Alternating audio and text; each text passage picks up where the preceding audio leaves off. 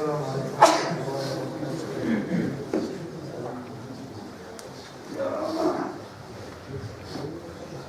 بسم الله والصلاة والسلام على رسول الله وعلى آله وصحبه ومن والاه. أما بعد, j'étais arrivé au chapitre qui concerne les bonnes manières de l'étudiant. Adab talib al-ilm. Et ceux qui veulent y revenir, ils peuvent voir des cours en ligne. Tous les cours sont mis en ligne. Et, simplement, après avoir parlé de l'importance de talab al-ilm et les mérites du savoir religieux et l'importance de son acquisition, eh bien, on est passé à ce chapitre qui concerne quel devrait être le comportement de celui qui va chercher, qui va étudier, qui va apprendre sa religion.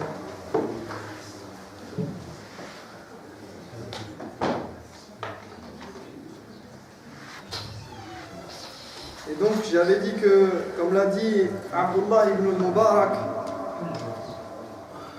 il disait قال عبد الله بن المبارك نحن إلى قليل من الأدب أحوج منا إلى كثير من العلم. Il disait que nous avons plus besoin d'un petit peu de bonne manière, qu'on nous enseigne un petit peu de bonne manière, qu'une grande quantité de savoir. Parce que les bonnes manières, c'est ce qui vient embellir la personne et c'est ce qui vient donner de la valeur à ce qu'elle est et ce qu'elle possède comme savoir. Il est très déplorable et malheureux de voir, malheureusement ça arrive et de notre part ça peut émaner parfois, d'avoir des mauvais comportements. Et plus la personne a du savoir religieux, plus on espère et on estime et on attend d'elle qu'elle se comporte bien. Et en général, al-akhlaq ou al-adab matlouba min kulli mu'min wa muslim yu'minu billahi wal yawmil akhir. Les bonnes manières, le bon comportement, c'est quelque chose qui est attendu de tout croyant. Mais encore plus de celui qui prétend acquérir la science, qui prétend étudier sa religion et qui prétend porter l'islam en lui et qui se revendique de la sunna du prophète sallallahu alayhi wa sallam. Alors simplement, brièvement, j'avais cité, je ne vais pas passer en revue tout ce qui est dit dans le livre, tout ce qu'on pourrait dire dessus, mais simplement, brièvement, on nous disait que, premièrement, husnul niyya. Il est important que celui qui étudie la religion, eh bien qu'il ait une bonne intention derrière cette étude. Et qu'il doit être conscient qu'Allah lui a imposé de l'adorer et que cette adoration ne peut se faire sans la connaissance. Allah nous a demandé de jeûner, n'est-ce pas? C'est une adoration, c'est un ordre. Mais nous ne pouvons jeûner correctement sans la connaissance, sans savoir que représente le jeûne, à partir de quand j'ai le droit de manger, à partir de quand je dois interrompre, qu'est-ce qui annule le jeûne, etc.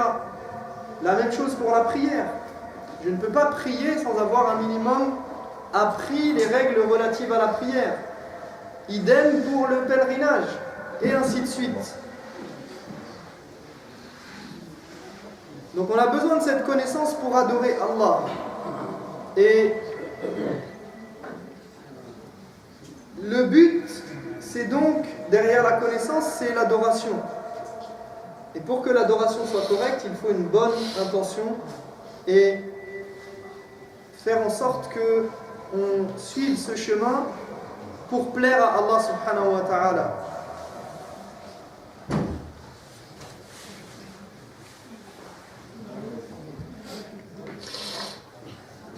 Donc ça c'était le premier point que j'avais un peu plus développé, mais je ne vais pas y revenir.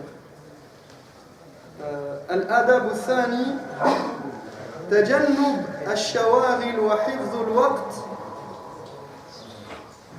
Deuxièmement, un des comportements que l'étudiant devrait avoir, c'est d'éviter tout ce qui peut détourner son attention et son apprentissage.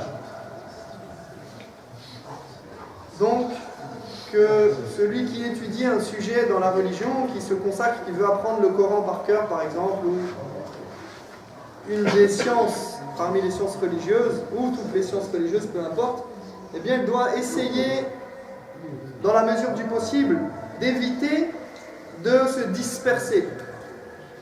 Et de se disperser par rapport aux étapes qu'il faut suivre dans l'étude, ça c'est très important, j'espère que j'aurai l'occasion d'y revenir, Inch'Allah, mais de ne pas commencer par n'importe quel livre, n'importe quelle science, de n'importe quelle manière. Mais aussi ne pas être dispersé en faisant trop de choses. D'ailleurs, c'est un problème aujourd'hui qu'on peut voir chez les enfants. On a des gens qui veulent faire apprendre le Coran, la langue arabe, les sciences religieuses à leurs enfants, mais quand ils viennent s'inscrire, eh bien ils disent samedi matin il a foot, samedi après-midi il a piscine, dimanche matin il a, je sais pas, on a entendu toutes sortes de choses, musique, solfège, je ne sais quelle autre chose. Donc vous imaginez, l'enfant il a 50 000 activités, des choses parfois haram, et on essaye de caser quelque part dans tout ce programme-là un petit peu d'arabe, un petit peu de Coran. Quand? Entre minuit et 2h du matin? Quand est-ce qu'il a le temps? Donc, quand on veut apprendre, eh bien, on doit sacrifier de son temps. Et on doit éviter d'avoir trop de préoccupations et d'occupations extérieures et subalternes. Donc se consacrer à la science, à l'étude. Chacun dans la mesure de ses capacités, bien sûr. On ne demande pas à tout le monde de devenir des professeurs, des imams, des khutaba, des ulama. Non. Ensuite, troisièmement, j'avais parlé de donner la priorité à quelque chose d'important, c'est la purification de soi-même, de son être. Donc l'étudiant, il doit purifier son être en s'éloignant des comportements vils et en se débarrassant des caractères blâmables. J'avais parlé du fait que tazkiyat al-nafs, c'est quelque chose qui a une part importante dans le Coran. La purification de l'être. Et pourquoi? Parce que la science religieuse, le Coran, c'est quelque chose de noble. Donc Allah subhanahu wa ta'ala ne permet pas que cette chose noble qui a de la valeur soit déposée dans un endroit sale et souillé.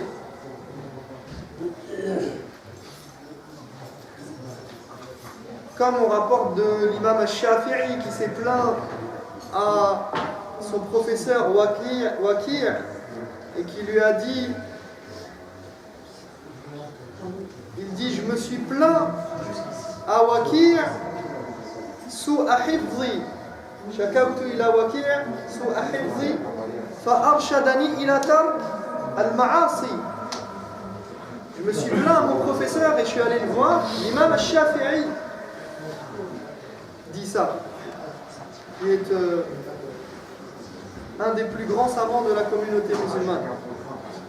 Il dit, je me suis plaint à mon professeur du fait que je n'arrivais pas à apprendre et à retenir. Et son professeur lui a dit, délaisse les péchés. فأرشدني إلى ترك المعاصي. Il m'a orienté vers quoi? Vers le fait de délaisser. Il lui a dit délaisse les péchés.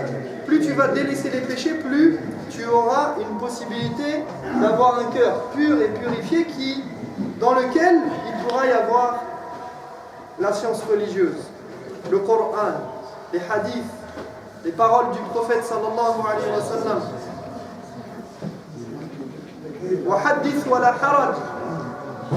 Aujourd'hui, on n'arrive même pas à apprendre des choses simples de notre religion.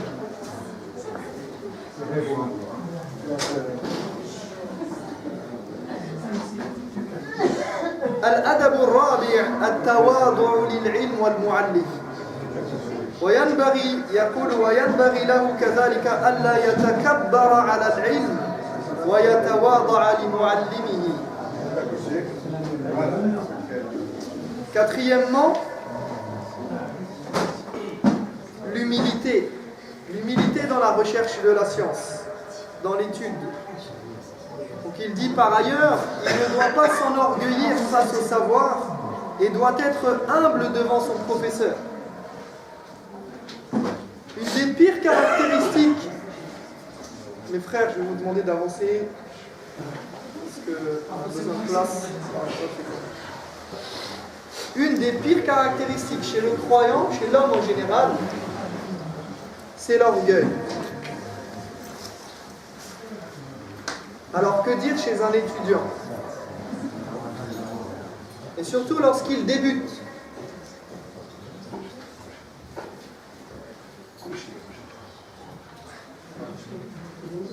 Qu'est-ce qui fait qu'on s'enorgueillit? Pourquoi tu t'enorgueillis? Qu'est-ce que tu as de si spécial qui fait que tu vas te croire meilleur et supérieur aux autres?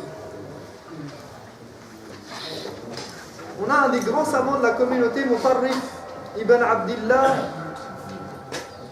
ibn al-Shikhir, qui a vu un des généraux du calife de l'époque, Al-Hajjaj ibn Yusuf, marcher avec suffisance et orgueil, qui se croyait supérieur, et il l'a réprimandé. فقال هذا الشخص وهو اسمه ابن المهلب فقال أما علمت أو قال له فقال أما علمت أنها مشية يكرهها الله إلا بين الصفين. Donc il lui a dit, ne sais-tu pas que c'est une démarche qu'Allah déteste sauf dans la bataille? Le fait de marcher avec morgue et suffisance. فقال المهلب أما تعرفني. Il lui a dit, mais tu ne sais pas qui je suis? قال بلى أولك نطفة مذرة وآخرك جيفة قذرة وأنت فيما بين ذلك تحمل العذرة. Il lui a dit, bien sûr, je sais qui tu es. Tu proviens d'une goutte répugnante, tu finiras en ossement pourri, et entre les deux, tu n'es qu'un sac d'excréments. Pour qui tu te prends? Tu proviens, comme tout le monde, d'une goutte répugnante. Tu finiras comme tout le monde, enterré, des ossements pourris. Et entre les deux, tu manges, tu vas aux toilettes, et ainsi de suite. Avancez encore, éliminer les espaces. Donc il ne doit pas s'enorgueillir face au savoir et doit être humble devant son professeur. Puisque déjà tu dois être humble. Le musulman, il doit être humble devant son frère. Que dire de celui qui t'enseigne, de ton professeur, de ton chef?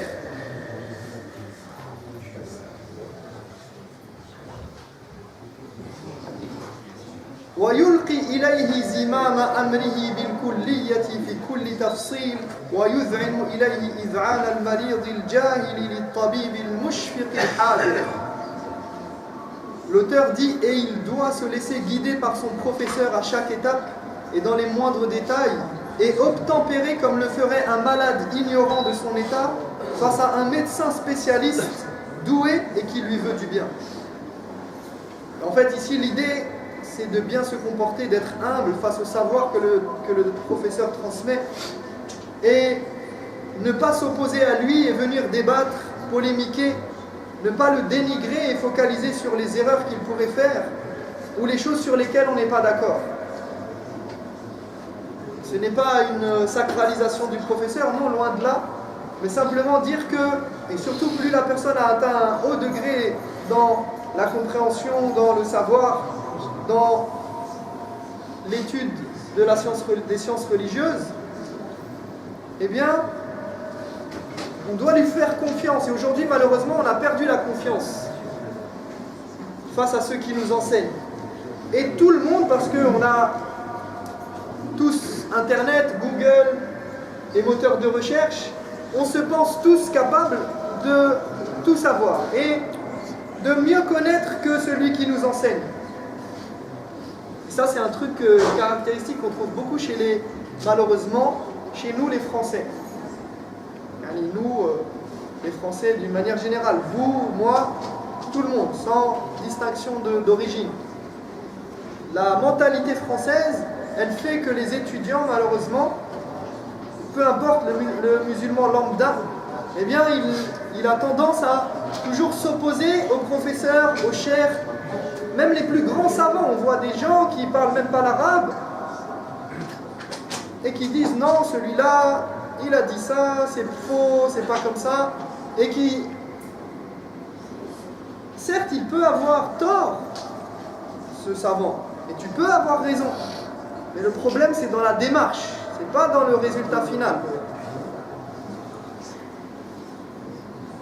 طيب إن شاء الله نكتفي بهذا القدر اليوم. On va s'arrêter là parce qu'on n'a pas beaucoup de temps, on pourrait parler des heures et des heures. نسأل الله تبارك وتعالى أن يوفقنا لما يحب ويرضى. اللهم تب علينا إنك أنت التواب الرحيم. اللهم زكي نفوسنا وطهر قلوبنا يا رب العالمين. صلى الله على محمد وعلى آله وصحبه وسلم أجمعين. سبحانك اللهم وبحمدك أشهد أن لا إله إلا أنت أستغفرك. جزاكم الله.